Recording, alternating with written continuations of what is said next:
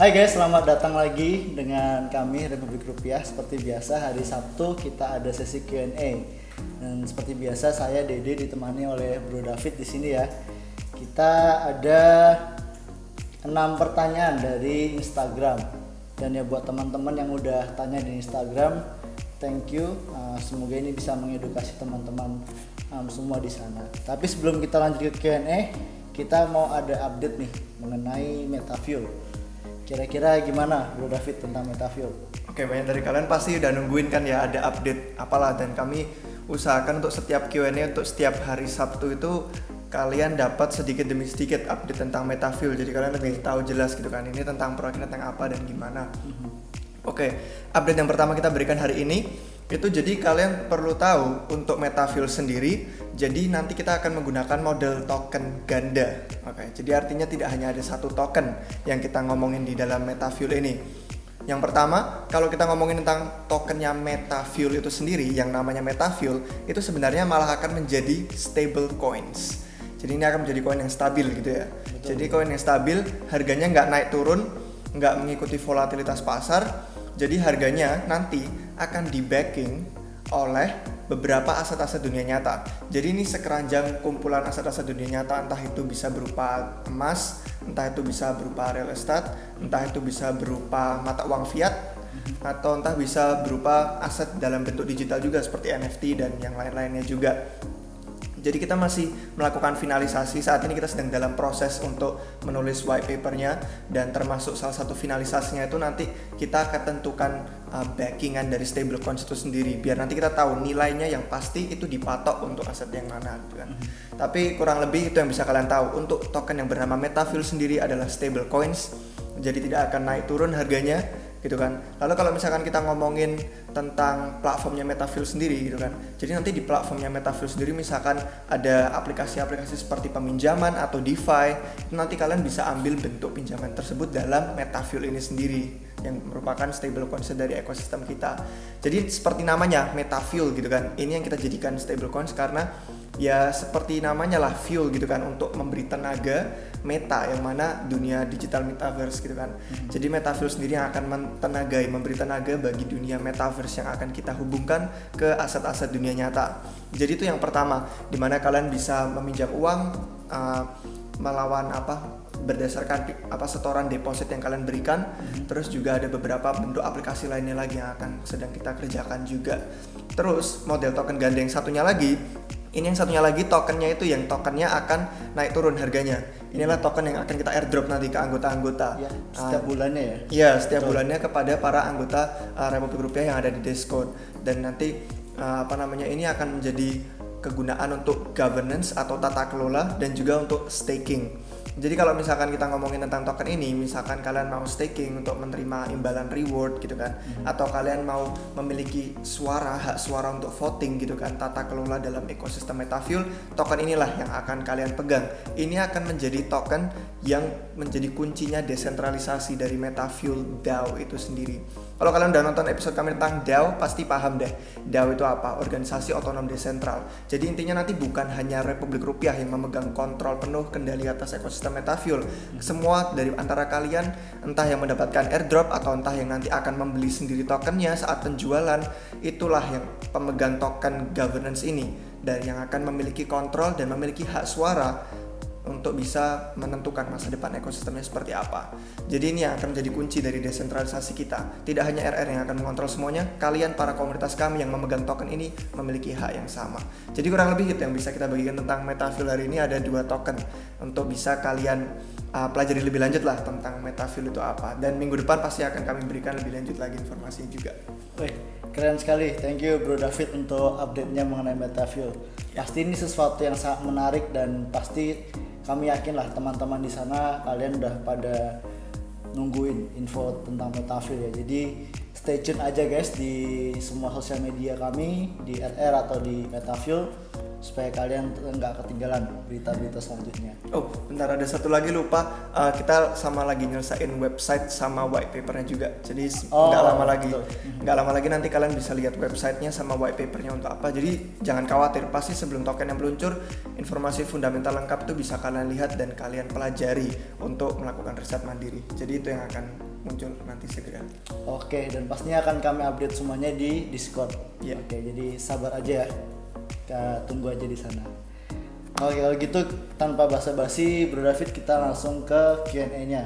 Oke, kita menuju ke pertanyaan pertama. Ini dari Dwiki Aditya Kosong. Dia bertanya, apakah game online seperti PUBG, ML, COC bisa menggunakan teknologi blockchain?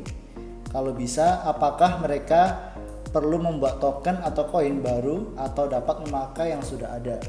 Oke. Saya nggak begitu familiar ya dengan, saya tahu gamenya apa gitu kan, tapi bukan kayak pemain berat untuk game-game yang disebutin di sini.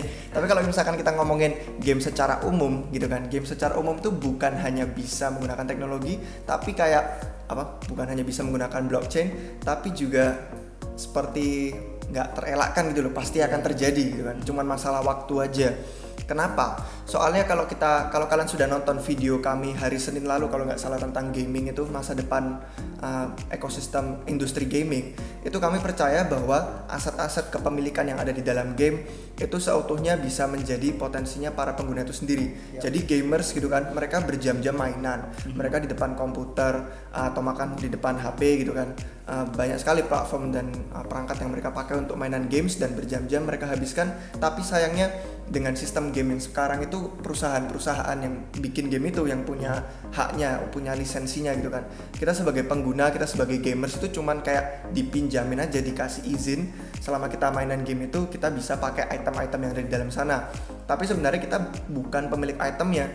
Jadi misalkan kita punya skin atau punya karakter, punya avatar, atau mungkin kayak game ada Mobile Legends yang disebutin ya kan, di situ kayak ada stiker atau emoji gitu kan. Itu kayak semua bukan kita yang miliki gitu loh. Jadi kalau misalkan kita punya yang unik, terus kita mau jual atau mau kita perdagangkan, itu nggak bisa, dan nggak bisa memberikan kita uang gitu kan, karena itu semua dimiliki oleh perusahaan game tersebut yang membuat gamenya. Jadi kami percaya ini bukan hanya bisa terjadi tapi juga akan gitu loh sama banyak industri-industri gaming di luar sana. Tapi kalau misalkan kita ngomongin tentang koin atau token gitu kan, akankah mereka membuat koin atau token baru? Itu bergantung sama bentuk produk gamenya itu seperti apa gitu kan. Kurang lebih sebagian besar pasti akan mengadopsi NFT. Dan kalau kita ngomongin tentang NFT pasti itu lebih ke antara barang-barang yang tadi kita sebutin, skin, karakter, emoji, dan yang lain sebagainya.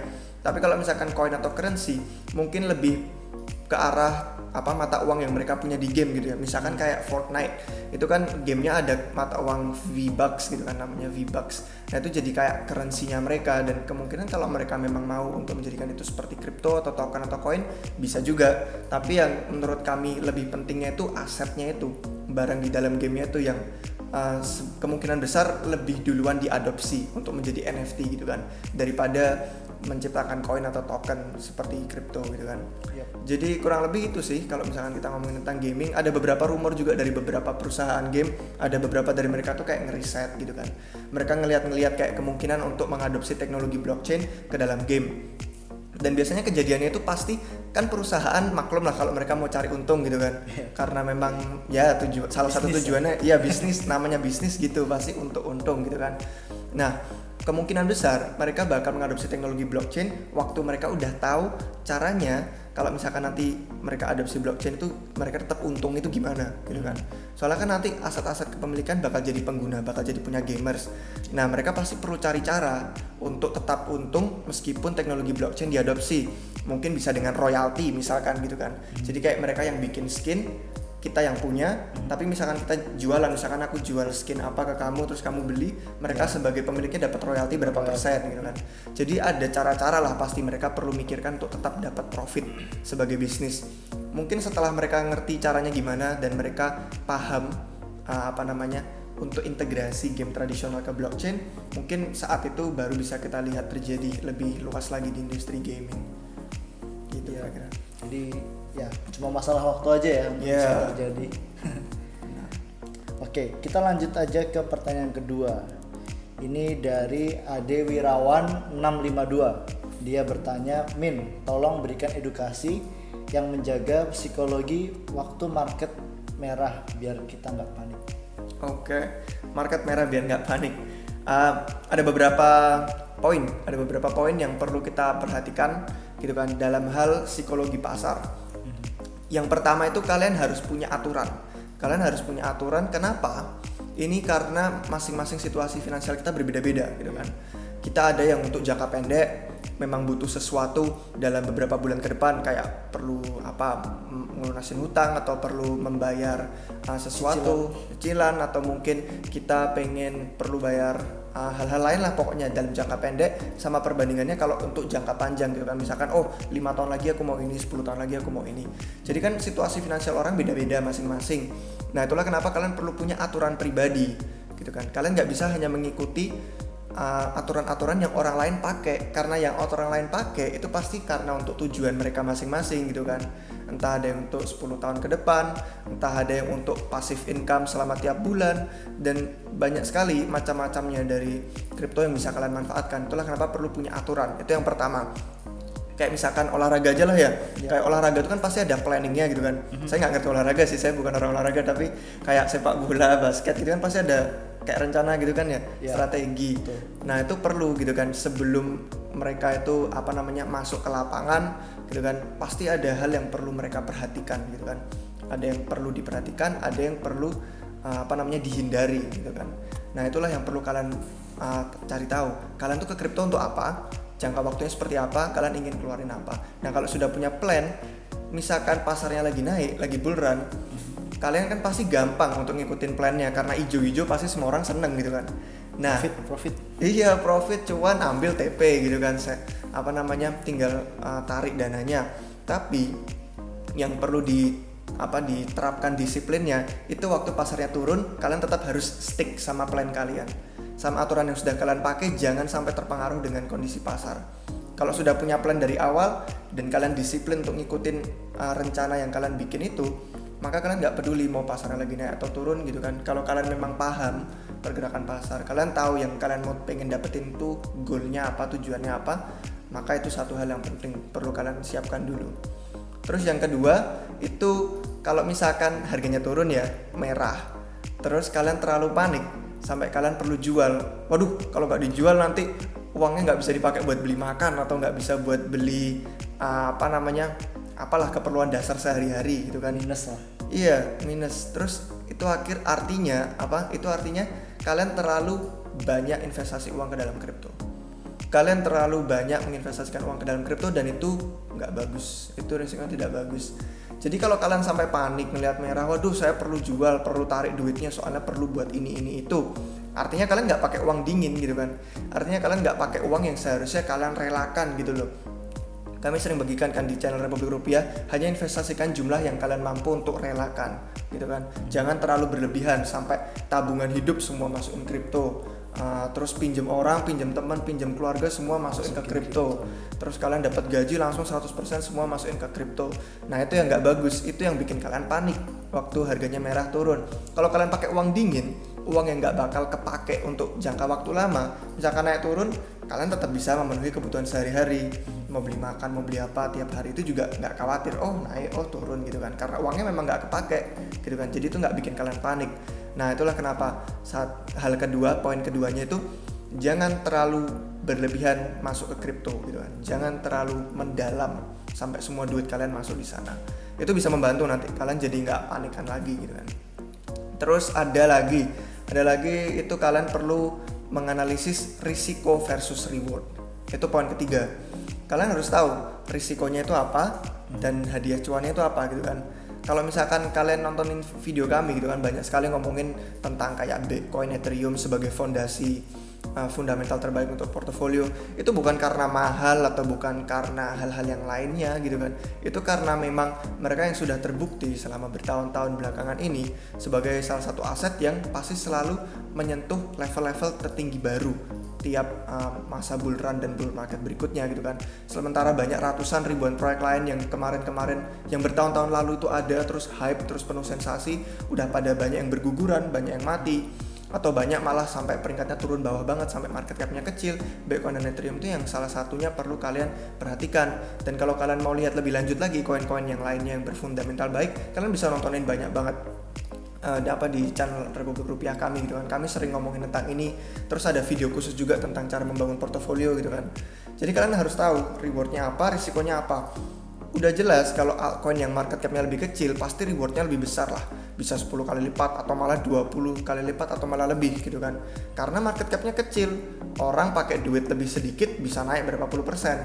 Bitcoin dan Ethereum market capnya tinggi, jadi orang harus masukin banyak banget duit untuk banyak banget duit untuk bisa naikin turun berapa persennya gitu. Jadi itulah kenapa kalian harus pertimbangkan risikonya kecil gitu kan, atau mau yang risikonya besar, rewardnya besar, itu harus diseimbangkan sesuai gitu kan. Kalian nggak bisa lakukan ini dengan altcoins karena nggak bisa ditebak, karena penuh dengan spekulasi, terutama yang tidak punya fundamental bagus gitu kan. Kalian harus lihat hal-hal yang ada di balik layar itu apa yang bisa mendukung aset ini itu baik untuk portofolio kalian gitu kan. Jangan all in ke satu altcoins kecil market capnya, terus duit kalian cuma dibawa naik turun 50%, 100%, 70, 20, 30. Terlalu beresiko. Iya, terlalu beresiko dan bikin kalian panik akhirnya. Bikin kalian panik. Jadi itu poin ketiga. Rasio tentang reward dan risiko harus diseimbangkan. Kalian harus paham gitu kan. Jangan terlalu berjudi lah istilahnya gitu kan. Ini kalian pandang ini sebagai investasi, jangan pandang sebagai berjudi. Oh, saya masukin semua uang, syukur-syukur bisa 50 kali lipat atau apa. Jangan gitu kan. Ada beberapa hal yang bisa kalian analisis kok untuk bisa menjadi profesional gitu kan. Terus poin terakhir yang mau kita bahas itu jangan jadi serakah.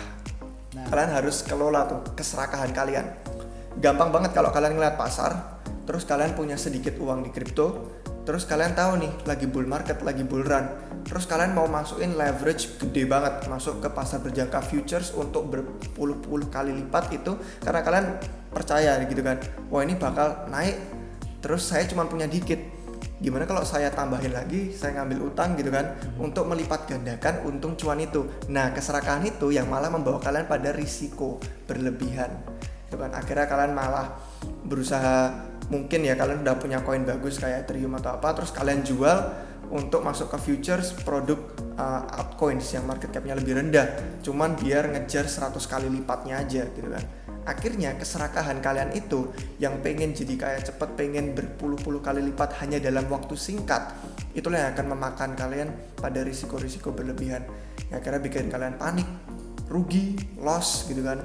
Terus akhirnya ya nggak bagus aja sih. Serakah itu udah memang sifat yang nggak bagus, apalagi kalau kalian ada di pasar. Oh ya, ngomongin tentang serakah, psikologi ada lagi sebenarnya poin kelima. Poin kelima itu jangan jadi kayak orang-orang lain di pasar. Ya kan? Orang-orang lain di pasar itu kebanyakan melakukan hal yang sama. Oh, pada FOMO, ikutan pada FOMO. Berita-berita di internet atau bahkan notifikasi dari exchange gitu kan, kalian buka HP, BTC naik sekian, ayo beli BTC sekarang gitu kan. Kayak disuruhnya itu beli pas sudah di puncak gitu loh, malah disuruh nyangkut gitu kan. Buka kemarin pas turun-turun malah ditakut-takutin, wah ini produknya mau jadi nol, kripto mati gitu kan, nggak punya masa depan. Ditakut-takutin, pada jual, disuruh panik jual malah rugi. Terus pas sekarang naik udah ke puncaknya gitu kan, pas pada lagi bull run-nya malah disuruh beli, disuruh FOMO sama berita-berita sama exchange. Nah itu dia, kalian jangan ngikutin apa yang mayoritas orang lakukan, kalian harus jadi berbeda. Jangan jadi kayak domba gitu kan. Domba gembalanya kemana ngikut semua gitu kan. 50 domba ngikut kemana. Kalian harus jadi mandiri, kalian punya prinsip sendiri, jadi profesional, kalian kalem, kalian ngelihat pasarnya, kalian paham bull run di mana, bear market di mana, terus kalian analisis dengan mandiri, kalian lakukan riset gitu kan yang cukup, dan kalian tuh jangan ngikutin orang gitu kan.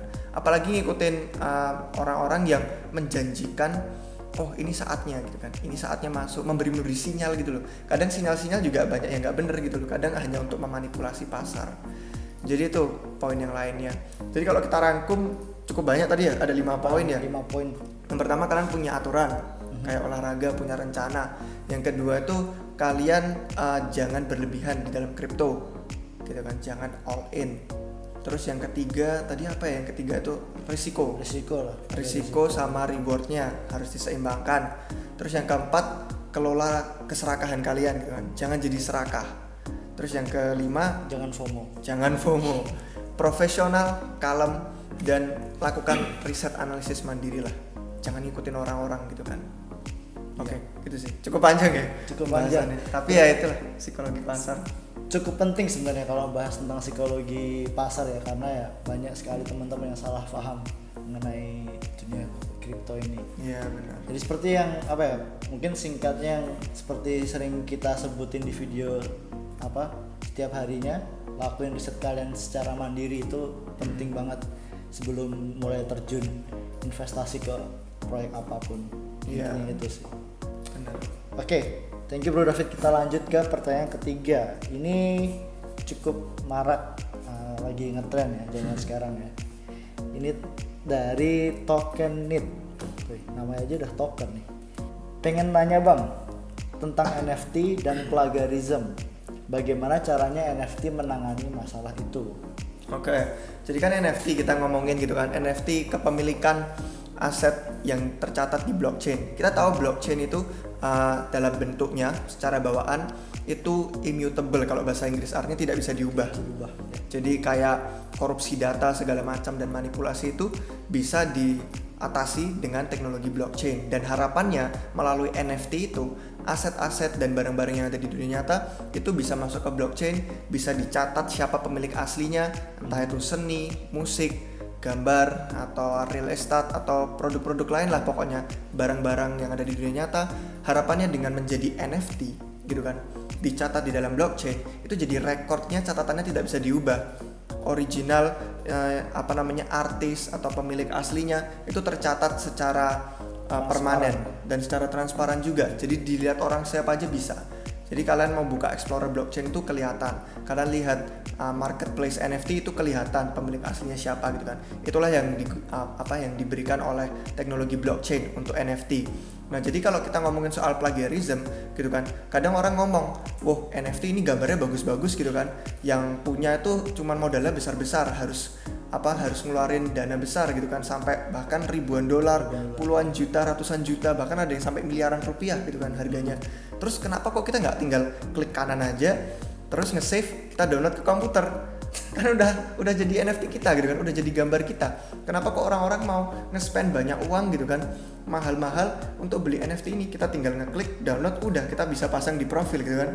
Padahal ya kalau kalian ngeklik download itu nggak mengubah data yang ada di blockchain gitu loh. Kalian lihat di blockchain tetap sama. NFT itu kepemilikannya yang dicatat siapa. Misalkan Dede punya NFT Republik Rupiah, ya itu ada tulisannya gitu kan, NFT, dan ada alamatnya pemiliknya Dede gitu kan, misalkan ada namanya. Jadi kalian ngeklik save download itu nggak mengubah yang punya siapa, yang memilikinya siapa gitu kan. Jadi apa ya, menarik sih istilahnya. Kalau misal di dunia nyata tuh, kalau kita ke museum nih ya, kita ngeliat suatu seni rupa nih atau lukisan nih, yang Ciamik punya, terus kita foto pakai HP ya, itu kan kita, misalnya saya orang awam bisa bilang ini hasil karyaku loh, aku habis foto lukisannya nih, keren gitu. Jadi itu sama aja apa ya, salah ya? Ya, bukan kayak gitu cara mainnya ya. Iya, kayak kalian tuh misalkan nih ya, kalian ke Paris gitu kan, kalian ke Museum Louvre gitu kan, terus kalian melihat ada lukisannya Mona Lisa gitu kan, terus kalian foto, terus di HP, bukan berarti kalian pemilik lukisan Mona Lisa gitu kan, kan bukan gitu ceritanya. Kalian kesana tetap secara yang Mona Lisa misalkan yang melukis saat itu adalah Leonardo da Vinci, tetap dia yang memilikinya gitu kan. Atau mungkin ada beberapa kepemilikan antara Museum Louvre dan hal lain sebagainya. Itu saya juga kurang paham politiknya gimana, tapi ya itu nggak mengubah kepemilikannya gitu loh. Kalian ke museum mana, kalian ngefoto mana juga bukan jadi punya kalian gitu kan. Kalian ngedownload gimana juga sama halnya dengan NFT, entah itu NFT CryptoPunks, entah itu NFT lainnya lah yang lagi populer gitu kan di komunitas kripto. Kalian mau klik download berapa kali pun gitu, itu juga bukan punya kalian gitu kan. Jadi itu namanya juga itu salah satu hal yang membantu plagiat gitu kan, membantu plagiarisme dari karya-karya seni. Karena blockchain sendiri kalau orangnya teliti mau ngecek, itu kepemilikannya asli ada di sana gitu kan, tercatat dari alamat yang mencetak NFT tersebut. Terus misalkan dipindah tangankan juga ke beberapa orang, entah dijual, entah diberikan sebagai hadiah, itu juga ada catatannya, ini kirim ke itu, alamat ini kirim ke situ, alamat ini menjual sekian harganya. Jadi kalian bisa track semua itu, bisa dilacak di NFT. Jadi aman lah untuk secara data kepemilikan barang-barang dan aset NFT. Ya, itu karena transparansinya itu ya, semuanya bisa kelihatan jelas lah. Iya, bisa dilihat, bisa dibaca. Oke, Kita lanjut ke pertanyaan yang keempat, Bro David. Ini dari oka.leo. Dia tanya, apakah market future dapat mempengaruhi market spot? Oke. Market future itu nggak mempengaruhi market spot secara langsung, oke. Jadi pengaruhnya itu bukan secara langsung, tapi pengaruhnya secara spekulasi. Secara spekulasi. Jadi pengaruhnya itu melalui spekulasi, bukan melalui dari harganya langsung secara itu terdampak. Artinya gimana kalau kita mau ngomongin gitu kan? Futures itu sebenarnya kalian tidak memiliki aset yang kalian perdagangkan di pasar itu. Oke. Kalau kita ngomongin spot, itu kita memiliki aset yang sedang diperdagangkan gitu kan, spot. Misalkan kalian di spot market itu beli Bitcoin, kalian beli Ethereum, kalian jual beli Bitcoin Ethereum itu, kalian adalah sisi kepemilikannya dari aset tersebut yang kemudian diperdagangkan. Tapi kalau di futures, itu kalian sebenarnya tidak memiliki aset tersebut untuk kalian perdagangkan. Di futures itu sendiri sebenarnya adalah seperti kontrak. Oke, seperti kontrak.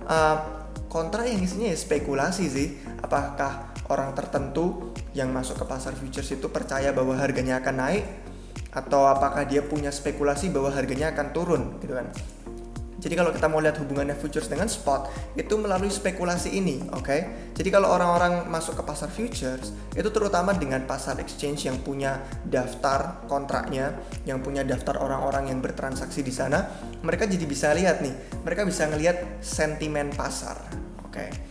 Jadi futures itu tidak mempengaruhi supply dan demand-nya Bitcoin atau koin-koin yang lain di pasar. Tidak seperti spot. Kalau di spot ada orang beli Bitcoin, artinya supply diambil gitu kan, jadi punya dia, misalkan ditaruh di dompet pribadi, artinya supply di peredaran makin langka. Kalau makin banyak orang mau beli, harganya naik. Jadi itu spot. Tapi kalau futures, karena itu kontrak, kalian sebenarnya nggak menarik Bitcoin apapun dari peredaran, tidak mempengaruhi secara supply dan demand-nya, tapi lebih ke sentimen pasarnya gitu kan. Sentimen pasar itu ya artinya pendapat orang itu apa, pendapat pasar itu apa gitu kan. Kalau orang beli futures, kelihatan apakah dia bullish ataukah dia bearish dengan pasar yang sedang berlangsung. Kalau dia long gitu kan, posisinya long, artinya dia memang sedang bullish, percaya bahwa harganya akan naik.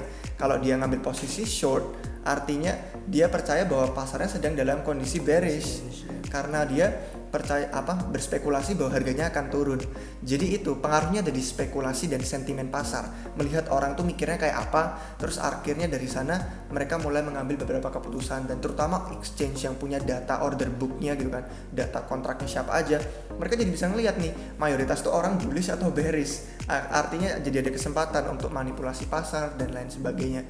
Jadi kurang lebih pengaruhnya itu tidak secara langsung gitu kan, tapi secara spekulasi. Kita bisa melihat dari sentimen pasarnya, orang-orang yang terlibat dengan produk-produk futures, itu perkiraan mereka gimana. Tapi beda dengan spot yang langsung mempengaruhi supply dan demand dari kripto yang sedang diperdagangkan di pasar itu. Gitu. Oke, thank you Bro David untuk penjelasannya ya. Kita langsung ke pertanyaan yang kelima. Ini dari Kucing Bola 2021. Dia nanya, jika semua Bitcoin habis ditambang, lalu dari mana nanti miner mendapatkan upahnya? Oke, jadi kan sekarang kita ada mining gitu kan, orang-orang pada punya teknologi mining, terus mereka memproses transaksi, terus dari sana setiap bloknya masuk gitu kan ke dalam blockchain, transaksi baru dicatat, itu orang-orang dapat imbalan hadiah mining gitu kan. Bitcoin baru dicetak gitu kan setiap blok. Terus Bitcoin tersebut dibagi-bagikan ke miner, ke para miner yang menyelesaikan puzzle, menyelesaikan teka-teki, apalah matematika itu gitu kan. Kalau mereka selesai duluan, mereka dapat lebih banyak dibandingkan dengan yang orang-orang sebelumnya gitu kan. Terus kalau misalkan nanti Bitcoin sudah mencapai batas supply maksimumnya yang mana 21 juta gitu kan, itu artinya kan nggak ada Bitcoin baru, nggak ada Bitcoin baru yang dicetak, yang ditambang. Terus miner makan apa? Ya kalau nanti misalkan mereka nggak dibayar sama Bitcoin yang baru ditambang, jaringan Bitcoin kan masih ada orang yang bertransaksi gitu kan. Misalkan saya kirim Bitcoin ke Dede atau Dede kirim Bitcoin ke saya gitu kan, itu dari transaksi itu nanti sekian jumlah Bitcoin gitu kan akan menjadi biaya transaksi yang masuk ke kantongnya si miners tadi itu. Jadi mereka nggak menerima Bitcoin baru, tapi mereka dapat menerima sebagian kecil SAT gitu kan, atau unit kecil Satoshi dari Bitcoin gitu kan. Jadi kalian nggak perlu khawatir tentang ini gitu kan. Misalkan nanti nggak menutup biaya listrik atau menutup biaya peralatan mining atau sebagainya. Soalnya kayak kalau SAT kan berarti cuma kecil. Sekarang kan miner dapatnya Bitcoin lumayan gitu kan, beberapa koin cukup banyak. Nah nggak perlu khawatir ini, soalnya nanti misalkan Bitcoin mencapai supply yang 21 juta juga masih tahun 2140 gitu loh. Masih lama banget. 2140 saya paling umur berapa? 142 itu pun 142. kalau syukur-syukur masih hidup gitu kan. Jadi kayak nggak perlu khawatir lah dengan hal-hal yang kayak di luar masa hidup kita gitu kan. Bitcoin itu nanti kalau misalkan mencapai 21 juta supply-nya juga, kalau kita lihat kan performa selama 10 tahun terakhir tuh bagus, selalu menaik, selalu melebihi dari tingkat all time high yang sebelumnya gitu kan, meskipun ada bear market atau dip atau koreksi. Nah kalau misalkan performanya berlanjut bagus sampai ke masa depan, sampai nanti supply 21 jutanya terpenuhi di tahun 2140, kemungkinan besar nilainya juga jadi jauh lebih tinggi. Pasti bukan nilai yang kecil sih. Untuk Yeah. para miner pasti cukup lah buat makan. Nah benar, itu kan karena sebagian kecil SAT juga pasti sekarang udah mahal. Iya. Gitu loh. Kayak kalau sekarang kan satu Bitcoin aja udah 900 juta gitu kan, sekian SAT aja kalian udah dapat berapa juta, apalagi nanti 2140 gitu kan. Jadi mereka meskipun mendapat bayaran dari biaya transaksi bukan dari Bitcoin yang baru ditambang, itu tetap merupakan jumlah yang banyak, nilai yang besar gitu kan, untuk mereka menutupi biaya entah itu listrik atau entah itu biaya peralatan mining gitu kan. Jadi tidak perlu khawatir dengan itu. Kalau saya juga nggak terlalu mikirin sih, soalnya 100 tahun dari sekarang juga syukur masih hidup. Oke, thank you Bro David. Kita lanjut ke pertanyaan terakhir ini. Ini dari Hans.han14 sama Ardiafri29. Jadi mereka tanya, kenapa Bitcoin naik tapi altcoin yang lain tetap nyangkut? Altcoin nyangkut, Bitcoin naik. Ya seperti kalau kita ngeliat dari pergerakan pasarnya sejarah beberapa tahun yang lalu gitu kan, selama setiap kali ada bull market itu kita bisa melihat Bitcoin itu, kami sering ngomongin Bitcoin bukan karena kayak sekali lagi kayak tadi di awal kita bahas gitu kan, bukan karena mahal atau yang lainnya, tapi karena mereka memang Bitcoin yang memegang dominasi setengah total market cap pasar kripto gitu. Setiap kali ada kelas aset, kalau ada satu aja unit yang memegang setengah dari total market cap itu yang bakal kejadi, pasti keseret-seret kesana kesini gitu kan. Ya bukan keseret sih, maksudnya kayak memegang dominasinya lah, menjadi penentu gerakan pasar gitu kan. Inilah kenapa banyak sekali profesional kripto kalau meriset atau menganalisis pasar, pasti mereka juga tidak melupakan Bitcoin, pasti itu menjadi salah satu acuan gitu kan. Nah yang terjadi di sini itu Bitcoin gitu kan, dengan BTC-nya itu perlu melakukan pergerakannya terlebih dahulu gitu kan. Dan biasanya kalau kita melihat dari sejarah, setelah orang-orang naik dari Bitcoin itu kemudian menerima profit, mereka terus ambil untung. Nah dari situlah profit TP itu mereka alihkan ke proyek-proyek altcoins seperti Ethereum, kemudian seperti altcoins dengan market cap kecil yang lainnya setelah itu. Jadi ada masanya gitu kan, ada periode peralihan dananya. Jadi nggak langsung semuanya bisa naik barengan gitu kan, ada musimnya masing-masing. Dan kalau kalian mau ngerti lebih lanjut tentang kayak alt season atau kayak apa dominasi Bitcoin, Ethereum dan sebagainya, kalian perlu cek channel kami Republik Rupiah. Itu udah banyak banget episode-episode Q&A kayak gini, kita ngobrol tanya jawab dengan orang-orang. Itu udah banyak banget sebenarnya orang-orang yang tanya tentang pergerakan pasar tuh gimana, kenapa kok Bitcoin mengatur dan mengontrol gitu kan, terus gimana nasibnya altcoins masa depan. Terus kayak kita juga ngomongin banyak tentang analisis pasar, tentang bull market, bear market. Itu udah banyak, ada episodenya, ada yang sinematik, ada yang dalam mode Q&A kayak gini kita ngobrol. Jadi kalau kalian mau meluangkan waktu dan kalian punya waktu luang gitu kan, kalian bisa untuk scroll dan lihat-lihat video-video yang sudah kami buat. Banyak sekali informasi berharga dari teman-teman yang lain juga sudah bertanya, dan banyak sekali dari hal-hal itu yang bisa kalian praktekkan untuk strategi investasi kalian sendiri di pasar kripto. Kurang lebih gitu sih. Yap, thank you sekali Bro David untuk penjelasannya. Jadi sekiranya itu aja sih pertanyaan-pertanyaan dari Instagram untuk sesi Q&A minggu ini. Kita ada 6 pertanyaan. Thank you untuk semua jawabannya, dan terima kasih buat teman-teman yang udah tanya di Instagram. Buat kalian yang udah tanya tapi belum dijawab, jangan khawatir. Masih ada sesi Q&A yang di minggu selanjutnya. Juga kami ada Discord. Kalau kalian gabung ke Discord, kalian bisa tanya-tanya langsung di sana. Di sana ya kita pembahasannya lebih luas lagi diskusinya. Juga kalian bisa bergabung jadi member di Discord untuk bisa menikmati semua konten-konten yang lebih luas pastinya. Dan juga banyak hal yang bisa kalian dapatkan dengan jadi member di Discord RR.